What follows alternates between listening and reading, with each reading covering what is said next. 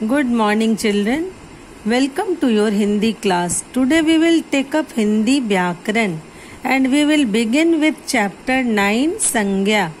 Now let's start. हम लोग आज संज्ञा क्या है, इसकी परिभाषा और भेदों को जानेंगे. सबसे पहले संज्ञा क्या है?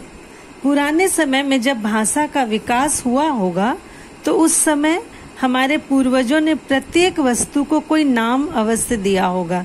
यही नाम या पहचान संज्ञा कहलाती है. प्राणियों के नाम, वस्तुओं के नाम, स्थान का नाम, भाव का नाम जैसे गर्मी सर्दी, समुदाय का नाम जैसे एक भीड़, ये सभी क्या हैं? इसको ऐसे भी समझा जा सकता है, किसी जाति, द्रव्य, गुण, भाव, व्यक्ति, स्थान और क्रिया के नाम को हम संज्ञा कहते हैं. जैसे पशु, पशु क्या है? एक जाति है. सुंदरता क्या है? गुण है. व्यथा, दुख, दुख क्या है? एक भाव है. मोहन, सोहन, राम, श्याम, जो भी हम नाम लेते हैं वो क्या है? एक व्यक्ति है. दिल्ली, पटना, कुछ भी नाम ले रहे हैं शहर का, वो एक स्थान है. ठीक है. मारना, वो क्या है? क्रिया है. जिस संज्ञा शब्द से पदार्थों की अवस्था, गुण, दोष, भाव या दशा, धर्म, वो सब संज्ञा कहलाता है. अब इसकी परिभाषा अगर आपसे पूछी जाए या लिखने को कहा जाए तो आप क्या लिखोगे? आप ये लिखोगे, किसी जाति, द्रव्य, गुण, भाव, व्यक्ति, स्थान और क्रिया आदि के नाम को हम संज्ञा कहते हैं. अब हम लोग संज्ञा के भेद को जानेंगे. ओके. वैसे तो संज्ञा के मुख्य रूप से 3 ही भेद होते हैं, परंतु अंग्रेजी ग्रामर के हिसाब से संज्ञा के 2 और भेद हैं. तो आइए हम लोग समझते हैं कि संज्ञा के कितने भेद हैं. ठीक है. संज्ञा के मुख्य रूप से 3 भेद होते हैं, व्यक्तिवाचक संज्ञा, जातिवाचक संज्ञा और भाववाचक संज्ञा. लेकिन अंग्रेजी ग्रामर के हिसाब से संज्ञा के 2 भेद और हैं. चौथा क्या है? समुदायवाचक, जिसको समूहवाचक भी कहते हैं, और 5वां है द्रव्यवाचक संज्ञा. ठीक है. अब हम लोग व्यक्तिवाचक संज्ञा किसे कहते हैं इसे समझेंगे. व्यक्तिवाचक संज्ञा वह शब्द जो किसी एक व्यक्ति, वस्तु, स्थान के बारे में बताए उसे व्यक्तिवाचक संज्ञा कहते हैं. जैसे राम और श्याम एक व्यक्ति हैं, नाम है ना. टेबल एक बैठने का स्थान, सामान रखने का स्थान है, परंतु एक नाम को तो सूचित कर रहा है ना. समझ में आ रहा है? इसलिए यह भी व्यक्तिवाचक है. दिल्ली एक राज्य है किंतु पूरा देश नहीं है, इसलिए यह व्यक्तिवाचक संज्ञा है.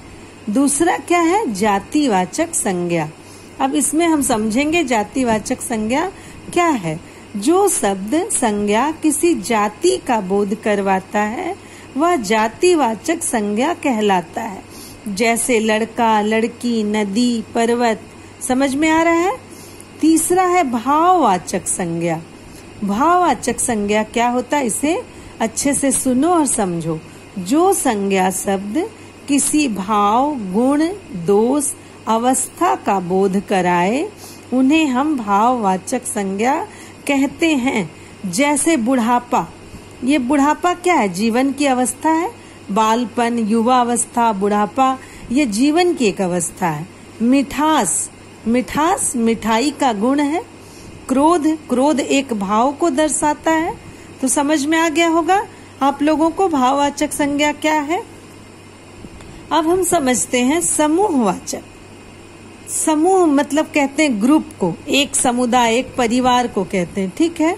जिस संज्ञा शब्द से किसी व्यक्ति या वस्तु के समूह का बोध होता है उन्हें हम समूहवाचक या समुदायवाचक संज्ञा कहते हैं. जैसे भीड़, मेला, सभा, कक्षा, परिवार, पुस्तकालय, झुंड, ये सभी हमें समूह होने का बोध कराते हैं. एक परिवार में अगर 10 लोग हैं तो वो क्या हो गया? एक समूह हो गया ना. एक ग्रुप को दर्शाता है, इसलिए ये समूहवाचक है. अब हम समझेंगे द्रव्यवाचक. जो शब्द किसी ठोस तरल पदार्थ धातु का बोध कराते हैं वो द्रव्यवाचक संज्ञा कहलाते हैं। इसे ढेर रूप में हम नापी या तौली जाती है। ठीक है, इसको ये ठोस होता है। ठीक है, इसको हम और एक तरीके से जानेंगे कि द्रव्यवाचक संज्ञा क्या है। ओके, अब आप लोग जो है एक काम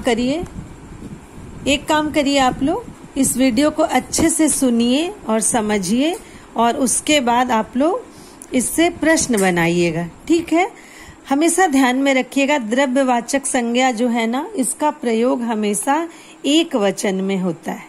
ठीक है, एक वचन में इसका प्रयोग होता है। क्यों एक वचन में प्रयोग करते हैं? क्योंकि इसे हम उदाहरण के द्वारा समझिए। द्रव्यवाचक एक ठोस वस्तु है, ठीक है, और एक ये द्रव्य के रूप में भी होती है, तो इसका प्रयोग हमेशा एक वचन में होता है। अब इसके भेदों को आप लोगों को संज्ञा समझ में आ गया, संज्ञा की परिभाषा समझ में आ गई और उसके भेद को आप लोगों ने समझ लिया है। ओके, तो अब आप लोग इस वीडियो को अच्छे से सुनिए, प्रश्न बनाइए और उसका उत्तर भी स्वयं लिखिए। Okay, good bye children, thank you.